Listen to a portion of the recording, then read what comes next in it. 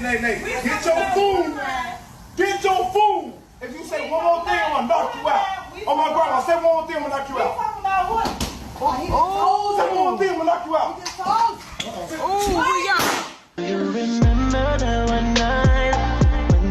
Okay, so we're gonna discuss the Carlisha Hood situation.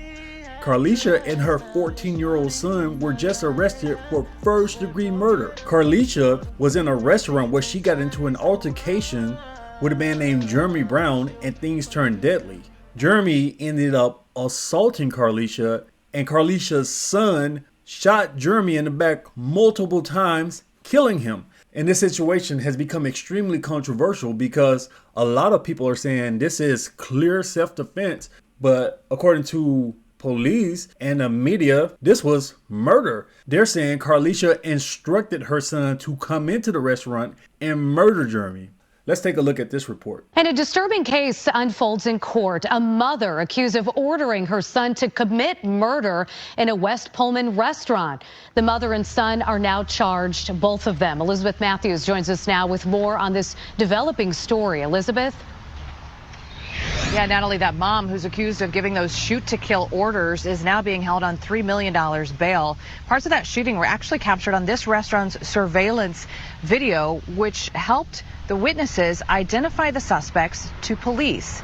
So this all happened Sunday night, police tell us, just after 11 o'clock, about 11:05 p.m. 35-year-old Carlisha Hood and her 14-year-old son arrived at the Maxwell Street restaurant on South Halstead at 117th. Hood went in for food. Her son waited in the car. Prosecutors say that's when she began arguing with this man, 32-year-old Jeremy Brown, who was also inside ordering food at the time.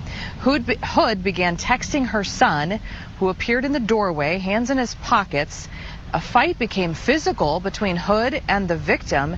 The victim was able to punch the woman once. That's when prosecutors say the boy pulled out a gun, fired a single shot to the victim's back, followed him outside, kept firing, striking him fatally twice in the back. Once outside of the restaurant, while the co-defendant was still shooting at the victim, the defendant instructed her son, the co-defendant, to continue to shoot and kill the victim. Once the co-defendant finished shooting the victim, the defendant turned her focus towards witness one.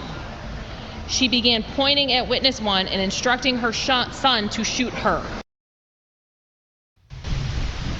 Prosecutors say the Hood even tried to get the gun from her son, but he pushed her away. No shots were fired at that witness, who is also the victim's girlfriend. Both mother and son facing murder charges. She's also charged with contributing to the delinquency of a minor. The teen boy also facing unlawful use and possession of a firearm. Both, we're told, did surrender themselves to police yesterday. We're also told that Hood, the woman charged in this, the mom charged in this, also had a FOID card herself and was licensed to conceal carry. So as you can see, the police are saying this is murder. She instructed her son to kill this man. He shot the man in the back. But let's take a look at some video clips that seem to contradict that story. Get your food.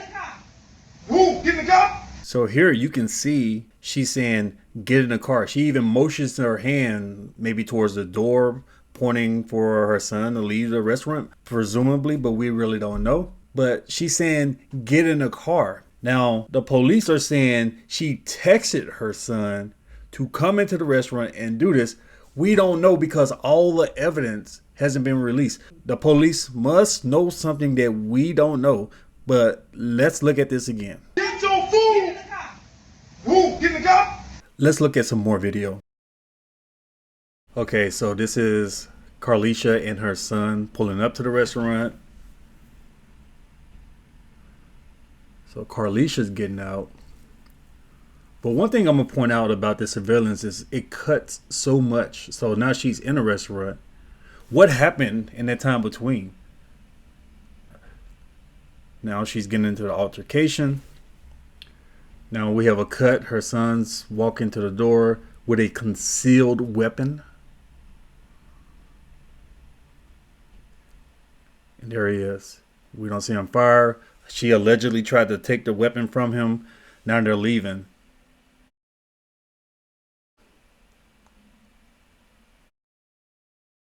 Are they distraught? I don't know. It's really hard to tell what's going on here. So was it murder? Was it self-defense? A lot of people are saying that boy had every right to protect his mother. But like I said, we're missing so much video. We don't know. Is it true that she actually texted her son to come do this? The police should have that evidence if that's the case that they're alleging. We don't really know exactly what's going on here. Her sister came out and said she never texted him that.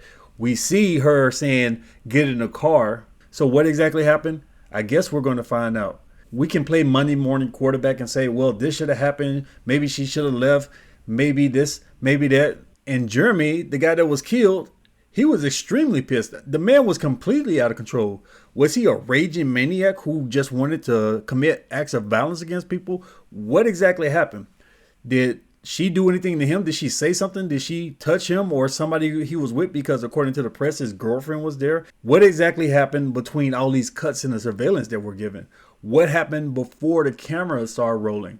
And did she also instruct her son to kill the alleged girlfriend? So what exactly is going on here? The biggest problem on the kid's case is the fact that, okay, the man attacked his mother. He shot him. But according to reports, Jeremy tried to flee and the kid shot him in the back again. Something like that could shift it legally from self-defense to murder. So we're going to find out exactly what happens. Let me know what you think. Should they be charged or should they be released immediately? Leave me your thoughts down in the comments below. Thanks for watching. Do you remember that one night when we fell in love? What we had felt so right.